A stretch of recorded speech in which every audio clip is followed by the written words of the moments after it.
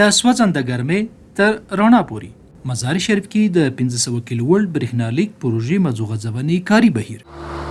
د ترکمنستان افغانستان د 1500 کیلو ولټ برېښنالیک پروژې چوکاټ کې د بلخ ولایت د دشت شور اړوند سیمو کې د برېښنالیک مزوغځونې چارې روانې دي. دا پړاو د پروژې له مهمو او ورته مهال له ستونزمنو اجرایي پړاوونو څخه ګڼل کیږي. ساحل دشت شور 19 کیلومتر لاین مانده که تکمیل شوه.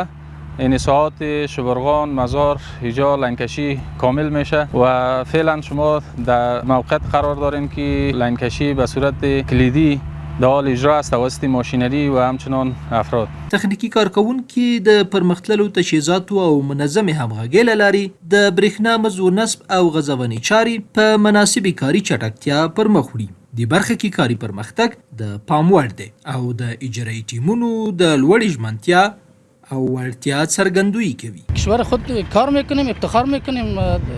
انجینر صاحب هم کاربر کل ما افتخار میکنیم. بالله افتخارات يارت منا مادارda vatanımızda işte işliyor. Vatanda iş varlığına teşekkür ediyoruz imarattan.